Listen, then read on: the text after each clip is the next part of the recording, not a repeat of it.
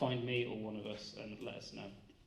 So, our first session is a plenary delivered by Angela Eikenberry, and we're delighted to welcome Angela to VSSN. I think we were meant to do this in 2020, and then it got delayed, and then it got delayed again, so it's great to have you here. Angela is the D.B. and Paula Varner Professor of Public Administration at the University of Omaha, Nebraska, and she's a former president of ARNOVA, which is VSSN's slightly bigger American cousin. She's a pioneer in the field of critical non-profit studies, and it focuses on embedding critical theory in our understanding of charity and giving. She was one of the first people to study giving circles in the United States, and she's the editor of books including Reframing Non-Profit Organizations and the author of Giving Circles, Growing Grassroots Democracy. Her talk today is on Reveal, Repair, Reimagine, and very much look forward to hearing what you have to say, Angela. Thank you. This is mic work, okay? Good, thank you so much, everybody. It's so great to be here, finally. And I'm happy to talk about Reveal, Repair, Reimagine, and especially reframing civil society theory and practice for emancipation, transformation, and just futures. A slightly revised title, I apologize, but I couldn't, pass up on the alliteration. As you'll see, it becomes more important later on too. I want to thank John so much and the conference organizers for inviting me to give this talk today. And I was asked to try to set up our thinking for the rest of the conference, particularly addressing the theme of power. So I'll try to do my best. I'm going to try to do this through a discussion of three areas by which a critical theory lens can help us understand the nature of power in our work in the voluntary sector and voluntary organizations by revealing unexamined assumptions, unintended consequences, and making invisible systems of power and oppression visible, by repairing or changing these systems of power and oppression, and finally, reimagining alternative futures towards emancipation, transformation, equity, and justice. But before we dive into that, I want to tell a brief story about design and power. So we often take for granted the design of the things around us and the power they have to influence us, whether that be the design of our organizations, the tools we use to do our work, or the space around us. And I think about this a lot, for example, because I mostly get around my home city, Omaha, Nebraska, and commute by foot or bike and experience firsthand how much of the city I live in and my commute to work is designed for driving cars rather than for walking or bicycling. From those experiences, I can see that this design is clearly biased towards cars and impacts my ability to safely get around the city. There are often broken and blocked pavement, or in Omaha, lots of multi-lane intersections and traffic circles and other infrastructure designed to move cars quickly through the city and create an inhospitable environment for those of us that are trying to get around without car. This is hard to see often from the front seat of the car, of course, because it's often drivers they don't understand or realize that they have invisible privileges that they enjoy. Luckily for me, I'm still an able-bodied adult, so I'm able to mostly navigate around these impediments. But of course, it's that much difficult for people who are using mobility devices or wheelchairs. The design of our streets for cars rather than people is a choice. We could, for example, be biased towards designing for the most vulnerable users, but we often do not, to the detriment of our health and the environment. Recently, Rob Hopkins had another design story that he wrote about in his book, From What Is to What If, Unleashing the Power of Imagination to Create the Future We Want. He tells the story of the Tooting Turning Circle. As you likely know, Tooting's a district located in South London, and its high street is a major arterial road. Tooting does not have a proper village green, but it does have a turning circle off the Tooting High Street where buses turn or idle. Often it's full of noise and exhaust fumes. As Hopkins writes, it's an unloved, unwelcoming, and even dangerous place for people. It became a given that this was the way things were. But the members of Transition Town Tooting challenged this, asking, does it have to be that way? And not just stopping there, they then asked, what if the turning circle could be transformed into the village green? Beyond just asking this question, they set out to help people imagine what it would be like if it was a village green. To do this, they diverted the buses for a few hours one day, and they held an event so that the people of Tooting could experience and see what was possible. The event they held, the Tooting Twirl, was held to not only imagine, but experience the possibilities.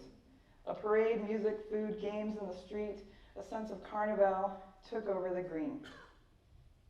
I really like this story because it captures well applying a critical perspective in action by first questioning assumptions and givens, working to change the situation, and imagining something better.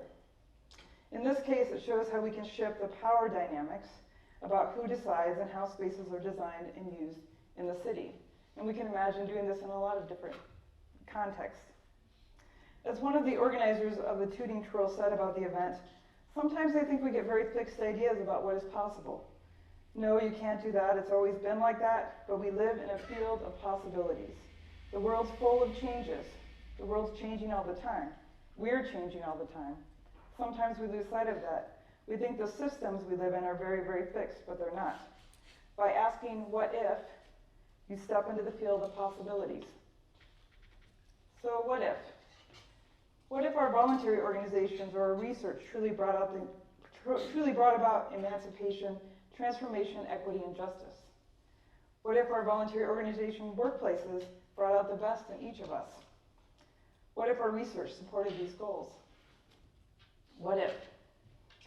Applying a critical lens to examine volunteer organizations in action helps us to think differently about the work we do and can influence how we do the work to not only alleviate oppressions, but to ultimately imagine the world entirely.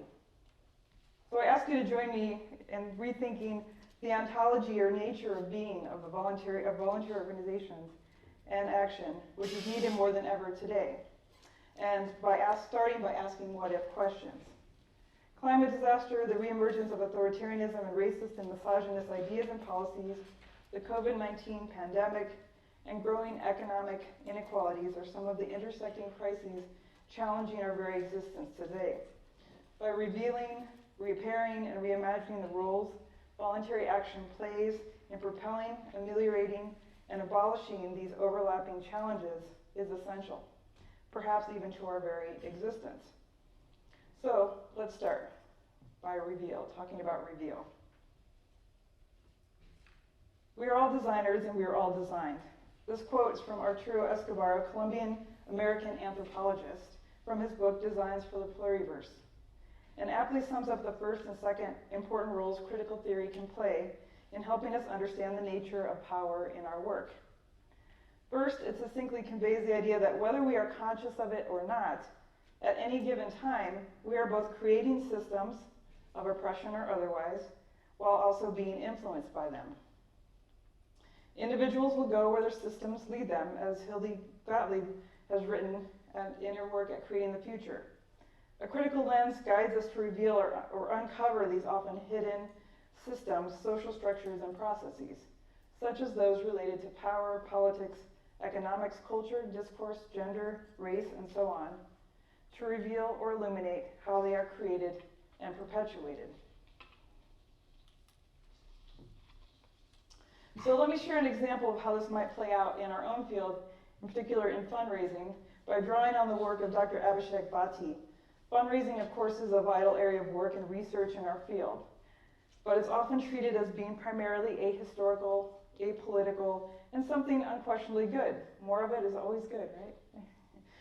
Well, Dr. Bhatti's examination of fundraising images used by international NGOs uncovers that fundraising is steeped in history and politics, whether we're aware of it or not, and can even work to counter intended altruistic goals.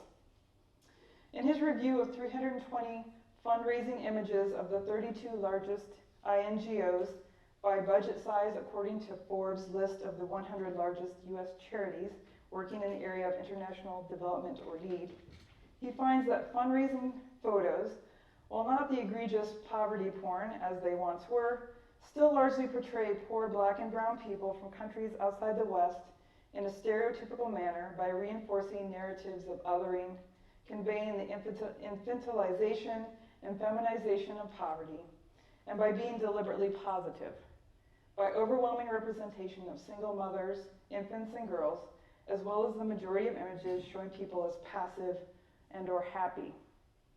So let me provide you with a few examples. This first photo shows a child with big eyes staring into the camera, not really expressing any clear emotions, potentially happy but certainly not sad.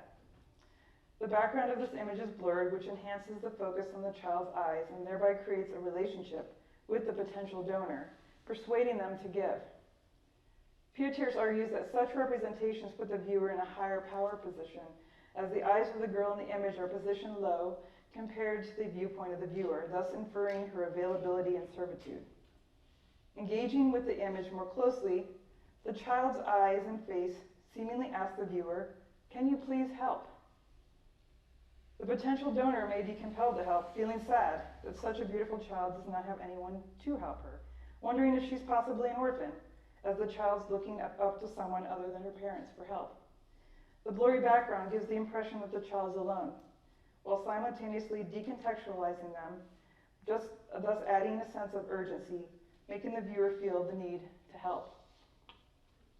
In the second example, this shows a close-up image of a smiling child who visibly looks poor as her clothes are dirty and torn. In general, these types of images of children project need, that is, they lack something, and in this case of both images, that something's not quite clear. There's nothing in the background. They fail to develop context about the lives of these children and raise questions like, what are the issues faced by them? Why are they portrayed or photographed alone? How will the donations help create changes to reduce child poverty in these countries? What countries are they even in? The image often focus on getting donors' attention by showing a single child, but do not attempt to discuss often the nature, context, reasons for, or scale of the problems. Dr. Body also found that women were often shown as either working at home or taking care of their children. This third image, showing a mother's love by feeding her child, is an example of this.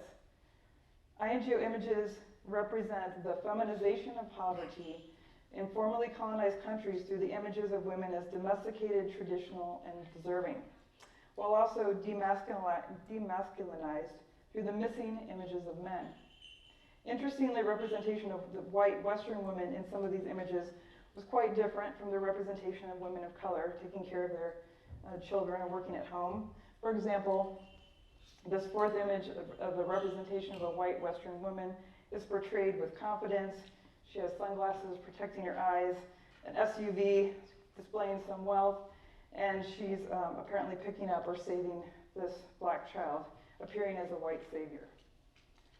Dr. Body writes that there's an uncanny resemblance between the discourse of European colonizers of people living in Africa, Latin America, and Asia in the later 18th and early 19th centuries, and the representation of beneficiaries used by INGOs through their fundraising today, putting donors in the position of problem solvers and patriarchal white saviors, and feeding into stereotypical discourses about countries in the global south that lead to, say, the President of the United States referring to these countries as SHIT, whole countries. And that Dr. Body shows how fundraising is influenced by historical colonial narratives and in turn influences colonizing views. We are all designers and we are all designed. These fundraising images may also actually harm the fundraising goals of the INGOs, in particular in the short term and in particular in the long term.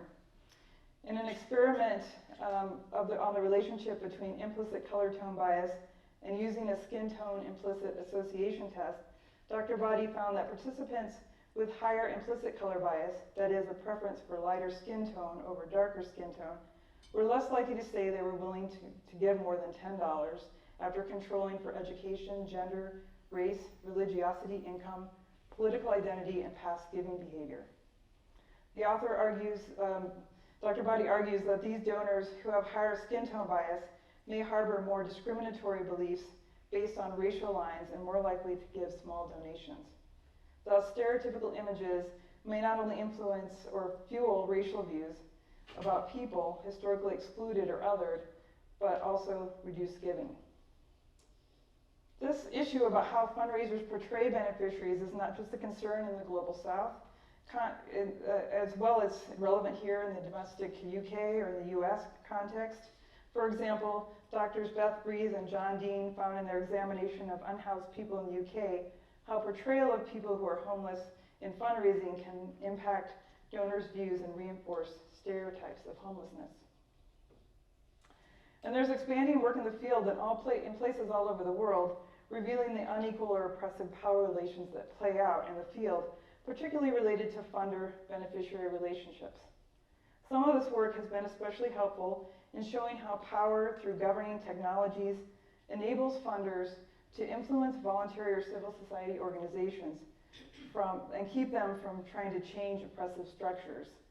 For example, Doctors Mona Attia and Catherine Harold found that patronage from foreign and government sources transform Palestinian and Moroccan NGOs through the technologies of professionalization, bureaucratization, and upward accountability.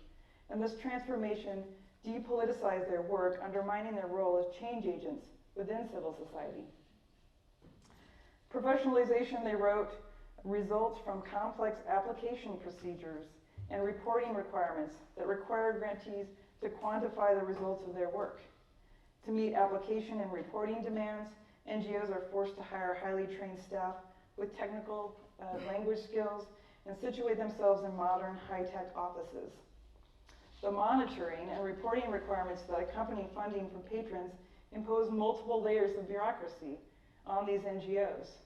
The organizations have to adapt their practices, dedicating staff time and resources to filling out regular reports and adjusting their approach to be able to demonstrate those quantifiable results. Frequent monitoring and reporting also provides the patron with ongoing influence over organizations' work. Doctors Attia and Harold found unequal power relations led NGOs to shift their accountabilities from citizens to donors.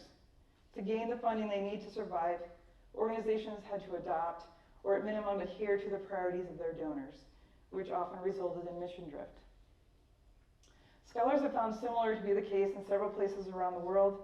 For example, Doctors Jahim and Prakash found that in Nicaragua, foreign-funded NGOs tended to be more accountable to donors and beneficiaries and were more focused on professionalization and service delivery rather than social change-oriented advocacy.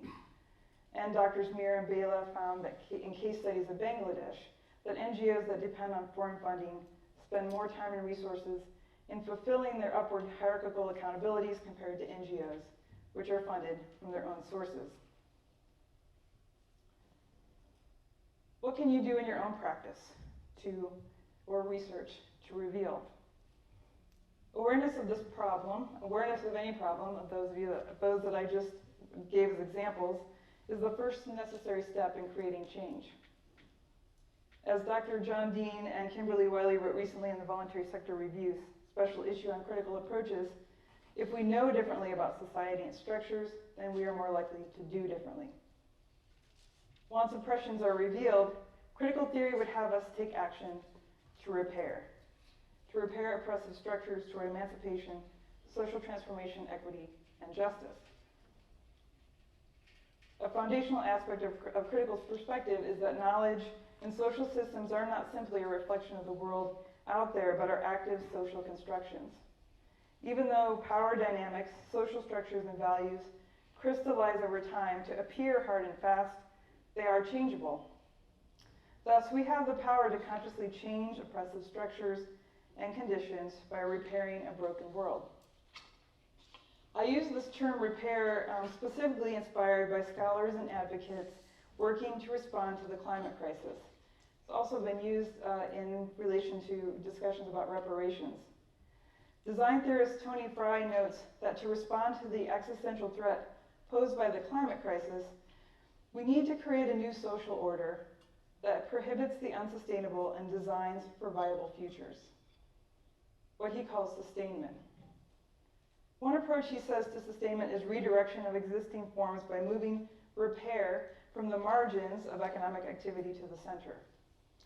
And Kate Irvin notes that repair serves as a way of creatively making something that exists, even a broken world, functional again by acknowledging use, abuse, accident, and error, by insisting on not forgetting the thing or its history. And I think about this idea as related to the practice of kintsugi, which is the Japanese art of repairing broken pottery by mending the areas of breakage into something even more beautiful. We have this opportunity to embrace that. And repair is relevant to our work in the voluntary sector, not only as beings and institutions that add to or resist climate destruction or other oppressions, but also as a method for thinking about our work in a new way. That no matter what our mission or purpose as an organization or a researcher, we are connected to these larger structures and have a role to play in repairing oppressive systems. We have the power to repair. So let's go back to the fundraising example I presented earlier. As you can recall, Dr. Bodi's work showed the connections fundraising had to the larger context that impacts perceptions by donors and the public consciousness more broadly. What might repair look like? What can we do to repair in this case? What could it be as a response? No doubt there are many avenues to pursue. I have a few that have been suggested that I'll bring up. One is proposed by Alpa Danani, and it's to shift our thinking and representation of beneficiaries by NGOs from a charity-based approach to a rights-based approach. That is, shift from images that are paternalistic and stereotypical, that lack depth, and that are simplifying poverty, that perpetuate differences between people living in wealthy and less wealthy countries, to images where beneficiaries are represented as equals with dignity and respect and with authenticity. As Danani writes, the rights-based approach to development that frames NGO activities overtly recognizes that people living in poverty, just like their counterparts, have dignity, aspirations, and ambitions, and that poverty is a result of inequitable structures which they endeavor to disrupt and change. A rights-based approach to fundraising would aim at educating donors about the reason for and scale of structural inequalities, rather than just showing contextless images to get attention. A rights-based approach would also amplify the voices of the beneficiaries about their own struggles and how they want to be seen as a step in reducing power differences between beneficiaries and the donor, and thereby countering white saviorism. In addition, it's vital to show people's sense of agency by representing them in their original settings, such as their houses with their families, living their daily lives, and not creating an alternative reality for the poor because it encourages guilty Western donors to give to the cause. A fundraising advertising campaign for Syrian children, give this work, Sean, called The Most Shocking Second Day by Save the Children does a pretty good job of this. The video ad creates awareness about the suffering of Syrian refugees without negatively portraying refugees, and by using a powerful narrative focusing on the hardships and life-threatening situations refugees, especially children, go through on a daily basis while living in a war-torn country like Syria. This campaign bridges the gap between countries as it uses the case of a girl trapped in a home and imagines London being bombarded with missiles and bombs.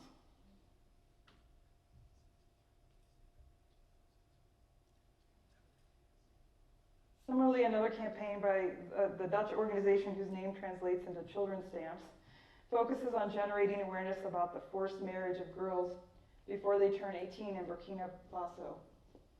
This campaign highlights the consequences of early marriage, which robs thousands of girls of their childhoods, and it does so in a dignified way.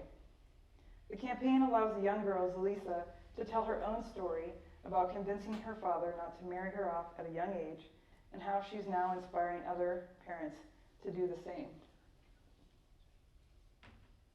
One of the common threads with these two examples focusing on children in two very different locations is the focus of the fundraising appeal on sharing a holistic story about the children's lives and context and how it affects them. Another example of efforts at repair is a movement emerging among fundraisers in the US called community-centric fundraising, initiated by Vu Le, writer of nonprofit AF, and several of his colleagues. Its goal is to support fundraisers and other nonprofit professionals to re-examine fundraising philosophy and practice, engage in vigorous ongoing conversations, and explore doing fundraising in ways that reduce harm and further social justice. CCF centers the voices and lived experiences of people and communities of color. It has drafted these 10 principles listed here about how they aspire to transform fundraising and philanthropy so that they are co-grounded in racial and economic justice.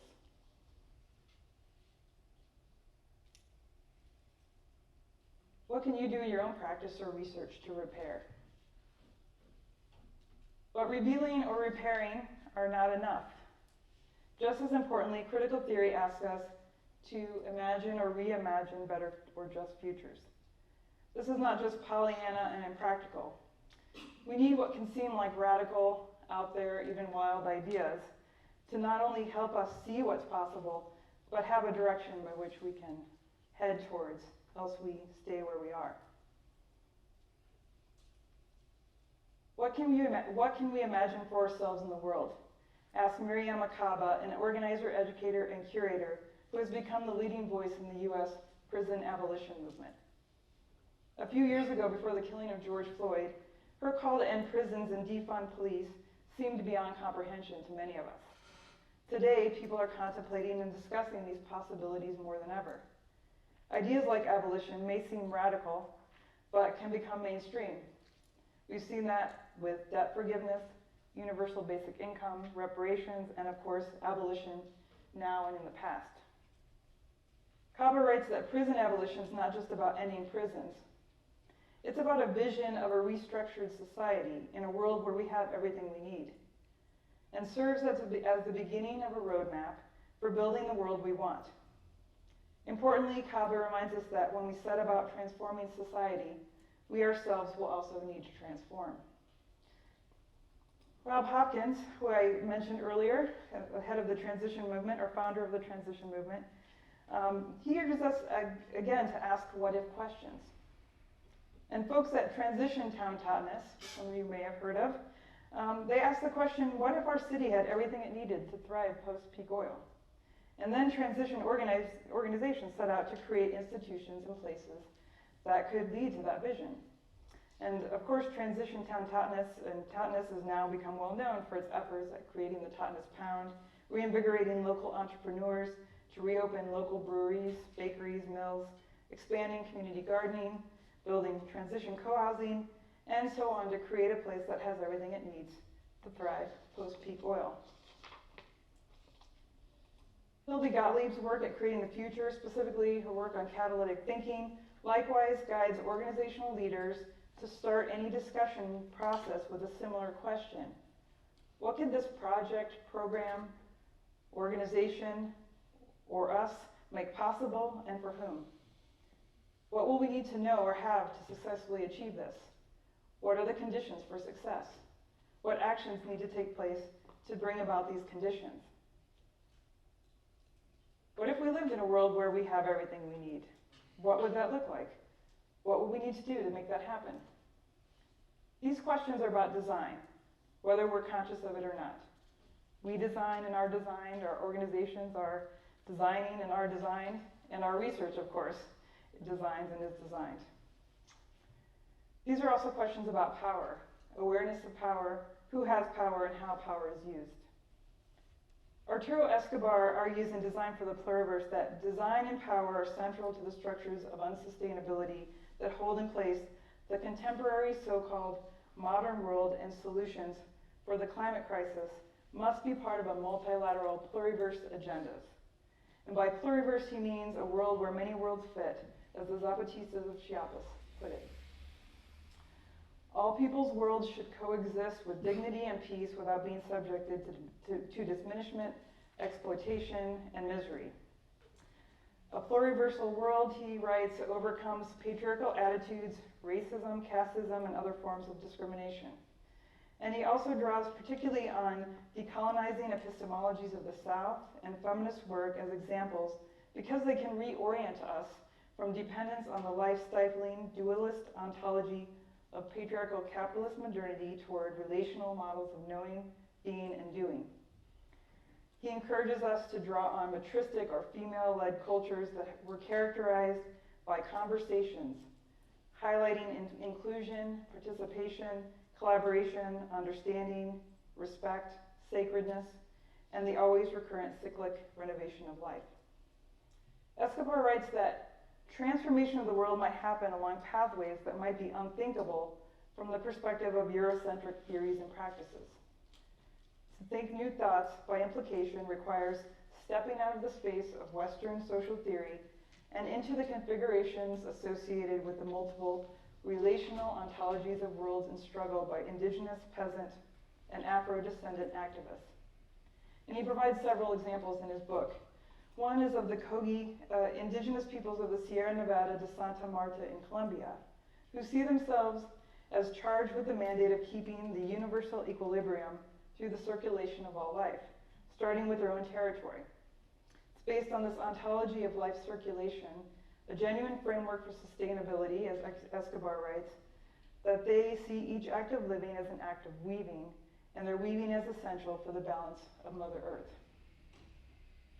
What does this mean for those of us working and doing research in the voluntary sector? What can we, our organizations or research, make possible that might lead in this direction towards a just, sustainable futures? There are many avenues, and here are a few that I want to suggest, drawing on Escobar and others. First, we can embrace living fearlessly with and within difference, as feminists from the Global South often put it. We can take the lead from feminist disability scholars to implement equitable, dignified, participatory, bottom-up, situated design methods that build on a close examination of the interrelations between difference, such as between differently able bodies. We can voice questions of class, gender, race, coloniality, and capitalism in discussions and considerations of theory and practice. We might acknowledge, for example, that our work in development, in which the industrialized countries aid poor countries to adopt strategies for modernization and eventually join the ranks of the first world, has been an immense design project that recycles colonialist representations, as Escobar writes. Instead, we can listen and learn from indigenous, peasant, and Afro-descendant activists.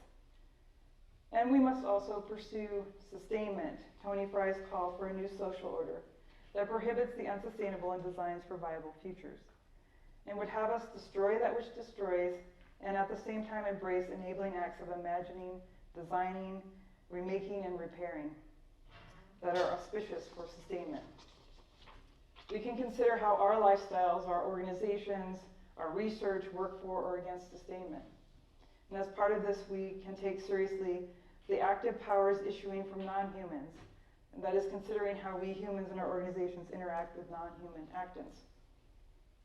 Doing these likely means significant changes for how we and our organizations currently operate, how we do research, what we research, how we relate to each other.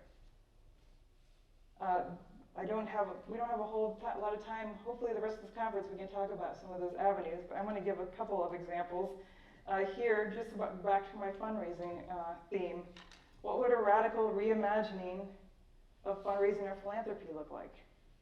In my research on giving circles collaboratives, I found that more radical models of giving are out there, practiced, for example, by the Edge Fund, who aim to acknowledge and address issues of power and privilege explicitly, thereby increasing the contribution that funding can make to social and political change, particularly towards sustainment.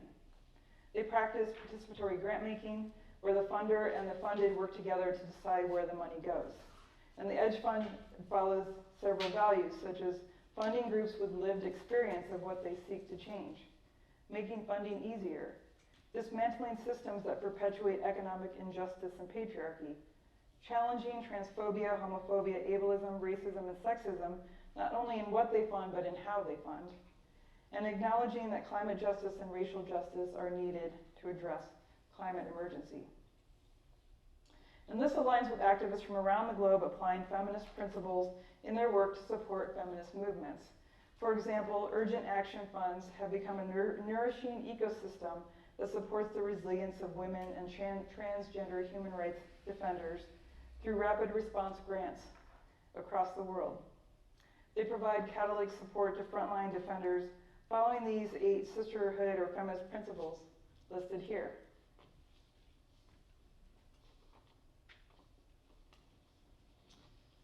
But I also want to ask, what if we lived in a world where fundraising for equality and human needs was no longer necessary? What would that look like, and what would we need to do to achieve that? I'll leave you with this question and a final statement to wrap up, that a critical theory lens can help us understand the nature of power in our work in the voluntary sector and volunteer organizations by revealing, repairing, and reimagining. And we each have the power to do these things, to reveal, repair, and reimagining, and I hope we will all use it. Thank you very much.